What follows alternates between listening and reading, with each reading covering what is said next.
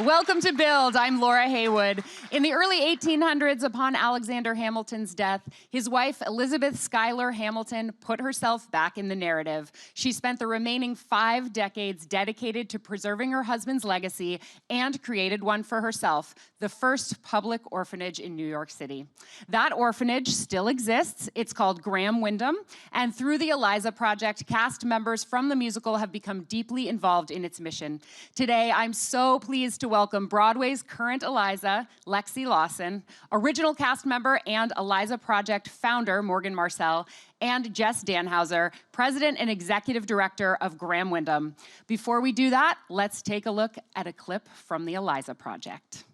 Once we realized Hamilton was going to be around for a while, we knew we had to prioritize kids. Lynn told me that the orphanage that Eliza started still existed today, and it was called Graham Windham. It was really exciting for all of us to feel connected to something that was being sung about in the show 8 times a week. Kids have a way of opening up and creating the worlds they want to see, and it's up to us to encourage that and enable it. I always discouraged myself because I didn't think I was that good.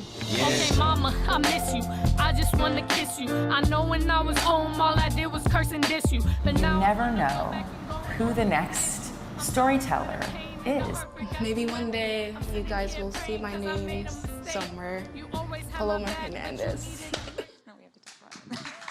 Welcome, you guys. Thank So you. thrilled to Thank be you able for to having talk us. about Thank the you. Eliza Project with you. Morgan, this is your film. You are the filmmaker, in addition to being one of the founders of the Eliza Project. Talk to us about the origins of the project and how this short film got made. Sure. So I was part of the original Broadway cast, and Phillipa Soo, who was the original Eliza, wanted to kind of do something with Graham Windham and the students at Graham Windham to sort of broaden their horizons through art. And so we had a meeting with the people at Graham Windham to say, you know, how can we help? And she went to Juilliard, and they did some outreach there, and she kind of pulled from the outreach, and we kind of did 3 sort of workshops, and then it culminated in this performance of what these kids had learned. And all the cast members were involved, and we kind of did this pilot program, and we called it the Eliza Project. And then it took off from there, and we got funding from BCEFA, which is Broadway Cares Equity Fights AIDS. And so now we can kind of do them hopefully biannually, and it's just a way to interact with the kids. And then the Smithsonian Museum asked me if I could donate something for something called Giving in America, which opens March 22nd, I believe, at their American History Museum. And they wanted just something from the Eliza Project, like a t-shirt or a picture or something like that. And my friend said, you want to be a director, maybe you should just do a documentary or do something regarding film. And I was sort of like, I can't do that, that'd be crazy. He was like, no, you should. Okay, so I pitched it to them, and Graham Windham funded it, and we did it. And we just chose 10 minutes as kind of a short documentary time limit, so that, you know, I have like an hour's worth of footage. I think I could make probably like a 2-hour film, but we kept it at 10 minutes. Maybe there will be a DVD extra. Yeah. Or whatever the digital version. There are some outtakes that are pretty good. So. Jess, you are the executive director at Graham Windham. What was your first impression of this idea? We thought it was extraordinary. Just the idea that they had the time to actually spend with our kids was surprising to me. I mean, they're so busy, eight shows a week. Our kids didn't exactly know who they were, but what they knew when they met them was that they were authentic and that they cared about them. Mm-hmm. I went to the first showing that they did after the first Eliza Project, and I think there's been 4 now. And the kids were just beaming to be there because there was people there who didn't care about their histories, who didn't care about where they came from, just cared about being with them and investing in them. That's wonderful. I know I mentioned that that this is based on, or that Graham Windham came out of the orphanage that Eliza founded, but it isn't exactly an orphanage anymore. Can you just clarify what Graham Windham is these days? So we serve 5,000 kids in the New York City area, and we serve them doing after-school programs, foster care. We work with families in homes to keep children safe at home. We have a school. We are a multi-service organization that's committed to making sure that kids have the foundation for a successful life. That kids who have a tough start have the same opportunities that kids who have resources. We're thrilled to be using some of the Eliza Project money in addition to doing arts education to help coach our kids until they're 25 years old. Kids who need help shouldn't be dropped from help at the most important times in their life, when they're going to college, when they're starting their life. And so we're able to stick with them, which is a very unique program in New York City. So we've evolved to do what is needed to do right by our kids and families. And that was Eliza's original intent. The organization was started after they started a organization for women who were widows. And many of those widows passed away, and they had children to take care of. Oh, wow. And so they were a child and family organization from the very start. And the way to do it back then was to open an orphanage. And the way to do it today looks different, but it's that same spirit. Yeah. Lexi, you are Eliza Hamilton, eight times a week on Broadway. What does having your character's name associated with this important work mean to you? I think what's important is that Eliza Hamilton has created this wonderful platform for these students and these children to progress in their life. And what I find is important for me is to continue to do that. So for instance, there was a girl from Graham Windham from our Eliza Project who just messaged me on Instagram 2 days ago, and she said to me, "Hey Lexi, do you know of where I can get vocal training and vocal coaching? I want to continue to sing." And I said, "Okay." And I went and listed all these steps of what I think she should do. And so something like that, I feel like Eliza Hamilton would have been very proud of. As simple as just taking the time off of my schedule, my 8 shows a week schedule, and to make sure that these kids are still instilled with wisdom and inspiration, and knowing that I'm just a normal person and that I'm happy to always answer their questions. And I'm always happy to be there whenever they need me, 24 hours, 7 days a week, you know? Yeah, I like the idea of what would Eliza Hamilton do if she had Instagram. Exactly, I think she would do that. I imagine she'd also be making films like you are, Morgan. Yeah, well, let's hope so, yeah. The footage that we saw in the clip of the most recent Eliza Project, what do you call it, around? It's called an Eliza Project because we sort of created it so that it could be anyone's project. Lexi did this last one last July through August, and actually one of our guys, Andrew Chappelle, just did a meditation project. So he just brought them to a meditation class. So it can kind of be anything. Got it. So how long ago was that footage shot that we saw? Your Eliza Project 3. This summer, yeah. Yeah, we did that this summer. And those kids, I imagine, have been changed forever. Jess, are you in contact with those kids? Do you see what's the line from Hamilton about ripples dropping a stone in the? Yeah. Yeah. Well, you can kind of see the effects of what happened. We hope. Absolutely. I saw Paloma and Tanya yesterday. Tanya was finishing a run because she's training to go into the military. The thing that's extraordinary about our kids and the message that they get from this is they learn to give back. They learn how they can contribute to society. When the hurricane in Puerto Rico happened, we were having Luis Miranda up and Antonio Lucio from HP. HP donated an extraordinary room, tons of equipment to really make sure our kids could learn with the best available equipment. And they came up and our kids decided they were gonna raise money and give them a check when they were coming to give the kids something. So they raised over $1,000 for Puerto Rico, and Paloma was one of the young people who spearheaded it all across all of our 12 Graham Windham sites. And that's what we wanna inspire in our kids, that they're not just people who need help. They're folks who can make an extraordinary impact on the world. Yeah. Yeah, and so for instance, with Paloma, she was one of the kids with the project, the Eliza Project this year, and when she came in, she was very quiet and very shy, and to hear that she is heading this project to fund Puerto Rico is so inspiring. It's bringing tears to my eyes, and Lexi's a crier. Yeah, I'm a crier, but gosh, it's beautiful to hear that. I mean, I'm so proud of her.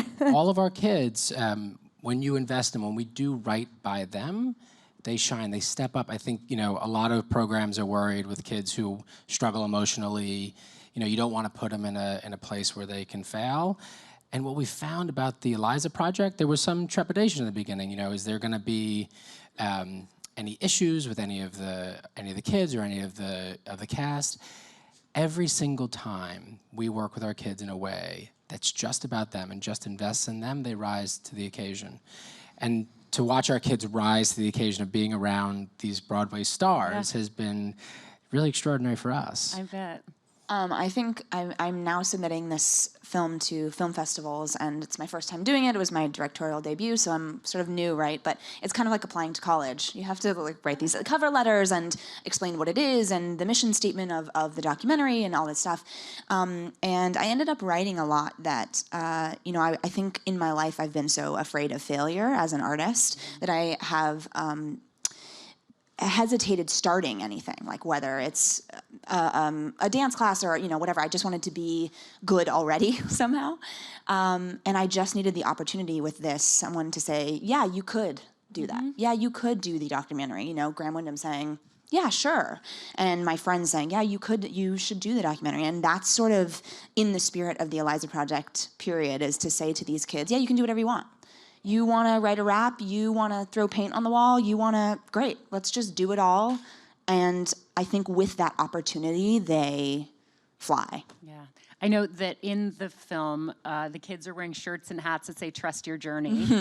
Was that your idea, Lexi? Yeah, it was. I wanted this time around. I wanted to do something within the same field of what Eliza Project has done before, but something that was a little more tailored to them knowing and them feeling the inspiration. No matter how hard it can get, no matter how good it can get, and how great it can be, you have to trust that your journey is, and how your journey is unfolding is all right, and it's going to be okay. And so I thought that was really important for the message to be that of this year. And they let me do that, and I had conversations with Harry about it, and they gave me the go ahead, and I said great. And so I made T-shirts and hats and a whole bunch of stuff for them. I'm looking for one of those shirts. I was going to wear it for the interview and just surprise you, but they're not available. I feel like you should make them. I mean, or maybe they're just special just for the participants, but it's a wonderful message. It's a perfect message, right? Our kids are on a journey, and they don't actually believe anyone else has been on a journey, right? That's part of being an adolescent. You think you're the first one who's going through something, but to have that as the message also, I think, allowed the cast members who came to open up and share with them about what they've been through, and it hasn't been an easy road necessarily for everybody. And for our kids to get that inspiration that they can get through the tough times. What we found in the program I was mentioning earlier called Graham Slam, where we coach them until they're 25, our kids have ups and downs every single month, every single day. Our kids would drop out of college for really silly reasons, like the teacher added a book to the syllabus and they didn't have the $300. And it might seem silly to us, but it was a message to them that they didn't belong there. And so this program allows them just to pay for that book, just to allow them to get the laundry cart, to be normal kids. And so Trust Your Journey is saying, don't react right now, don't freak out. We're gonna get through this, and there is another side, and you're gonna get there. We wrote, sorry, I didn't mean to interrupt. No, go ahead. One of the workshops this last year was, where were we? What was the studio name? Avatar. There we go. Studios. Avatar Studios. Yeah. So we rented Avatar Studios, and we had these kids come in, and Lexi had this sort of backbeat that was really cool and funky, and they wrote a song, and we recorded it, and it was really interesting. When we first started, we said, we're gonna let you guys write and record a song, and this girl raised her hand and she said, I've tried before, but I'm really not good at it, so I don't think I'm gonna be able to do it. And then there she is at the end, doing her rap solo on stage. Like, that transformation was what we wanted. That's aside from the exhibit at the Smithsonian and at film festivals, will the general public be able to see the film? Yeah, so also what I'm learning, I would love to release it right now. I would have loved to show it, but at film festivals, you can't have a public screening until that film festival, most of them. So until I know if I've gotten in or not, if I don't get into any, then hey, it'll be on Instagram like next week. But if I do, then I have to hold it until those film festivals, and then it can kind of be released to the general public. Save your tears. You're going to shed a lot of them. Yeah. Yes. Would you each just tell us a little bit, I don't know, 3 or 4 sentences, if you can get it that short, about your own journeys, just so we can know where you started and how you got to where you are right now? Started from the bottom, now we're here. Hey. Or you can rap it. Can you imagine? I'm sure Michael Loy will do that. Yeah. Oh, it's been a roller coaster, and I knew with trusting my journey and trusting that I had to keep going when I wanted to stop, because there's been many times when I wanted to stop. I battled with depression, severe anxieties. There's a lot of things that I've suffered from myself, and I have to keep going. Not had, but I have to keep going. There's more that I have to do. And so that's how it's been. It's been a roller coaster, and I'm sure we've all felt like that. You know, we are all human, and we all go through things every day. So as long as you just keep going, don't stop, don't quit, and you can be pleasantly surprised with what you'll achieve. Yeah, that's beautifully said. Did you always know you wanted to be a performer? Yes, unfortunately. I came out of my mother's was a star from a child. I came out of my mother's womb and I just started performing. It's true. Were you the same, Morgan? I think so. I did a lot of community theater in middle school and a little bit in high school. And my friends and I would put on these shows where we'd use like those summer plastic colored cups that you would use around the pool. And we'd put them over lamps, and then we would make our friends that are non-performers change the colors. So it was like a cool lighting change. It was probably pretty elementary, but it's fine. So I did, but then in high school I kind of went the academic route, and I was part of an international baccalaureate school, which probably means nothing to anyone here, but it's sort of just like an advanced placement program. And then I wanted to go to Stanford, and I didn't get in, but I went to Boston University instead. And then I went there for a year, and I felt like I wasn't really contributing to society as much as I wanted to. I was like, I'm getting the A's, I'm doing the paper, but I'm bored somehow. And my parents very supportively said, you know, we're paying for this tuition. What would you do if we gave you that money to do something with? They didn't give me that money, but they did support me in something else. Journey. Yeah, they trusted my own journey. Yeah, and they let me move to Los Angeles, where I trained as a dancer and an actor, sort of in the field more than at a school. And then I moved to New York 3 years ago, which was a big move for me. I kind of didn't admit that musical theater was a way to go for me. I was like, oh, that's for, everyone's gonna kill me that I'm in New York. But I was like, oh, that's for like fake actors. Those are like the people pantomiming, you know? Yeah, no, it's terrible. I'm obviously, like, I don't think that way anymore, obviously. But in my mind, I was like, I need to do TV and film. Like, I need to commit to being the serious straight actor. But meanwhile, you were singing and dancing. Yeah, like you're gonna kill me for saying this, but before she takes them down, Morgan has these videos on YouTube. They're so bad. That are 10 years old, that are like clips from her dance classes and from concerts and stuff. No, they're being taken down by someone, I hope, somewhere. They're amazing, Morgan. Like, it's clear to me how hard you worked to get. It's not like you were going to baccalaureate school and then you just were like, oh, maybe I'll just be on Broadway. And like, you have been obviously training a long time and working very hard to get where you are. I'm very lucky that when Hamilton came up, I had the skills, sort of like the hip hop skills and the contemporary skills and the trained technical skills to be able to do those things. I'm thankful that I had all of that. She learned how to do this when she was like 1 year old. She's been running things. She taught me in the Heights. Nobody. Yeah, because you guys were both on tour. Were you on tour together for In the Heights? We were. And yes, and she taught me the whole show. She didn't tell me when she booked Hamilton, and I called her immediately when we found out. And I wasn't allowed. Lexi Lawson. She's like, how dare you? I was like, they didn't let me. Oh, wow, cool. Yeah. And what's your journey been, Jess? You know, I started in this work when I was 16 as a camp counselor, and I was a program out on Long Island for kids from East Harlem, and I was one of 4 counselors in a cottage of about 15 6-year-olds. And my very first night, I said, you know, guys, it's okay if you pee your bed, don't worry about it, everything's gonna be okay. And that morning, around 6 a.m., one of the kids woke up and said, I did it, I peed my bed. And I learned my very first lesson working with kids, like incentivize what you want to get out of them. But it was actually this young man who was struggling mightily with us and had emotional challenges. And I got to meet his mom and saw what she was going through to help him. And my connection to doing this work with kids and families has never left. I was out there for 6 summers and continued to do this through college and grad school. And got very lucky to be in an extraordinary family. My mom is here. And my college sweetheart is also here, my daughter. Went into government to sort of see how can I affect this on a larger scale, and really enjoyed that work, but wanted to get closer to the kids again. And so came back to Graham Windham to be able to spend time with them, but also affect a lot of things in their lives and try to change the system. The system does not treat kids as whole children yet. And we have to make sure that when anyone is connected to a young person, it's not for just a moment, but it's especially for kids who've had so much trauma and transition. People have to connect. And you know, that someone will email Lexi and say, you know, can you help me with this, is just, it's exactly what we're trying to create. Yeah. That they know that folks are available to them. It doesn't have to be every day or every moment, but that you are in their life and you are real. It's a real relationship that you can connect to. How can people who are watching get involved with Graham Windham and or the Eliza Project? Yeah, so go to our website, which is graham-windham.org, or to elizastory.org, where Eliza's story. That's right, 2 S's, thank you.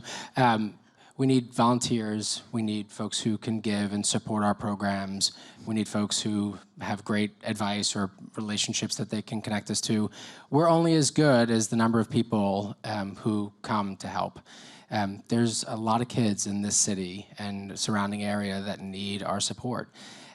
We're a way to help those kids, and as you can see from Lexi and Morgan's enormous contributions, when you get involved, you can do what makes you happy and do it around our kids and with them, and they will thrive as a result. Well, I can't wait to start volunteering with you. Thank you. So I know, I'm so excited. Thank you for telling me. You'll let me know how I can do that. I have one last question for you, and then we're gonna go to take some audience questions. How much has life at Graham Windham changed since Hamilton debuted on the New York stage? Yeah, it's been such an inspiration. I mean, first of all, the soundtrack is sort of going in someone's office at all times. Original cast recording. Excuse me, original cast recording.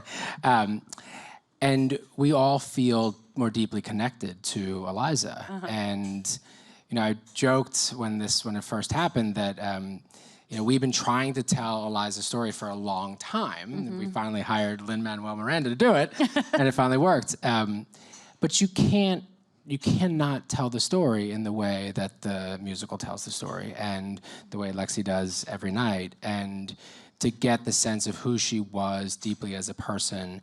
So we're more deeply connected to that origin. It's obviously brought resources and relationships and wonderful things to our kids and families.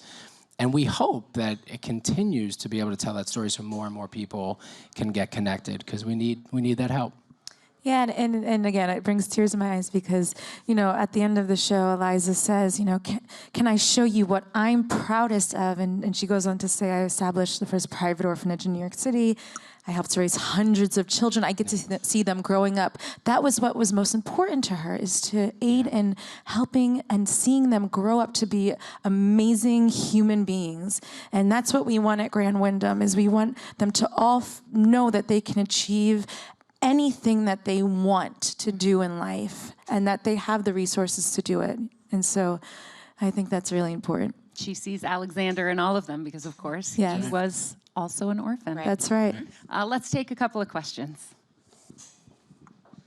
Hi. Hi. Thank you so much for coming and sharing the mission of the project today. It's so important, and especially in New York, I think it's awesome. Thank you. Thank you. I was wondering if throughout the filming process there was a moment, whether it would be a student or with another cast member or director or whatever, that really resonated with you and kind of embodied the message of this project.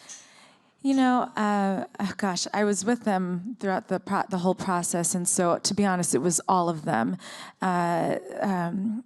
I'm not going to say names and specifics, but as children, and I'm talking also from myself, is that when you're younger, sometimes you feel like and actually till this day, you have to feel like you have to put your armor on and all these walls, and burst through New York City and try to, shovel and fight your way through. And, at first that's how they all were coming into this. And once they knew that they can let go, and I think we even said this every workshop, that you can be who you are. You don't have to pretend to be anybody except yourself. And once they really fully understood that we were not judging them at all, that they opened up and they shined so brightly. And the song that they created, we had nothing to do with it. Sounds like it is radio ready. Mm-hmm. And then on top of it, they were surprising us left and right. Paloma I have so many names in my head. They performed. She came out with her ukulele. It wasn't a ukulele. Forgive me, I don't know the instrument names. But they performed for us. It was a ukulele. It was a ukulele. Yeah. And they sang and they performed and they were passionate about this. And one of the girls said, you know what, because of this project, I'm going to go into arts now and I want to sing and this is what I want to do. And another girl who was very closed off, she rapped her way to the top. I said, you know what, you need a record deal. And Omari, and they're all so talented. I feel like they're all my children. I'm trying to sell them on everybody, but I'm so proud of them. Right. Wow. I'm so proud of them. I'll take that idea. Yeah. One of the moments that I was convinced this would be a success was in the first Eliza Project, and one of our young women did not want to perform, and she kept watching Tom, I believe, who kept taking pictures, and she went up to him and said, can I do that? Oh, and so she John, excuse me. So she spent the Eliza Project taking pictures, and she documented, before we had an official documentary, the very first Eliza Project, and that, really changed the way she saw herself. Wow. Yeah. Oh, yeah. Everyone's finding their place. Exactly. Lovely. You're very welcome. Who has our next question? Hi. Hi. So I was wondering, in the Graham Windham School, do you follow up with the kids once they reach adulthood, and do they ever come back and maybe just share some of their stories of how they've succeeded? Yeah, we have about 20 alumni who work for us, but this is the intent of that program I was describing, to never lose touch so we don't have to try to reconnect, and to coach our kids until they're 25. Young men and women who are in their early, 21, 22, 23, the anxiety of that time for anybody is extraordinarily difficult, and trying to figure out where you're headed, what's your next step. For kids whose fundamental lives are changing, who are leaving foster care, to let go at that time is just cruel. And so we created this program 3 years ago, and now we're serving about 350 kids in it. And the feedback that we get, positive and negative, is I'm just grateful that you're here. And we have to convince kids over and over again that we're actually going to be there, because they're used to a system that actually drops them. So that has been just a really, really important part of the program. And we make sure we're spending a lot of time with our kids, so we're constantly improving our program based on their feedback. Wonderful. We have time for one more. Hi, thank you for being here. Hi. I was wondering if you could pick a word or a value that you think embodies Eliza Hamilton, what would it be? Oh dang, it's a hard one. All right, I'm gonna go for the cheap sort of route, but I do think that it embodies not only Eliza but also the idea of this documentary, the project, and the show. I think it is legacy. She created a legacy as a female. She also created a legacy for children, for the name Hamilton, and for Washington as well, because she helped develop the Washington Monument. So in so many ways, she developed her own legacy, but through other people, developing theirs as well. And I think that's kind of the essence of charity and giving, and she's an inspiration to me, I think, as a a female that's trying to direct and break into that. She gives me the courage to do that, and so I'm pulling from her legacy, I think. Since Morgan stole, sorry, I had to do it. All three of us. I would say steadfast. She was at this for close to 50 years. She died at 97 years old and committed her life to doing this. And I think there's maybe a sense that they had a lot of money and she was able to just sort of do this orphanage. They almost closed several times, and they wrote. I remember there's a line in our minutes that dates back, almost 200 years about their pitiful petition to the city. But they were telling the city that they needed to care about these kids before the city had any programs for kids like this, and they just kept plowing ahead. And that's an inspiration for us whenever things seem tough, or we don't have everything we need for our kids, to remember what they did, to just keep plowing forward in a steadfast way. I was 100% going to say legacy. Sorry. That's okay. So to fit within legacy and steadfast, I'm going to just add a hint of patience, because patience is a word that embodies a lot. Love, strength, joy, determination. And so when there was a time when there was no email, no cell phones, it took a lot of patience to continue on and drive through the messages that she needed to do. And that must have taken a lot of time. And we sing about it at the end of the show. She had 97 years to do it, and she did. And she's created... a lot of them by herself. And she did a lot of them by herself, by being a woman as well. And I'm proud of her. Yeah. I'm so glad you used the word proud, because there is so much pride on all sides. I'm proud that this organization exists. I'm proud that you guys have taken up the mantle of Eliza's legacy and created your own way to move that forward. And can I tell you what I'm proudest of? Yes. It's the fact that our New York City artists are using their voices for good, taking their platform, and I should say taking your platform and using it to make the world a better place. And Amen. I hope that this serves as an inspiration to people both in the audiences and on the stages, proverbial and literal, to use whatever platform they have to change the world. You guys are changing the world. Thank you. Thank you. Thank you. Thank you.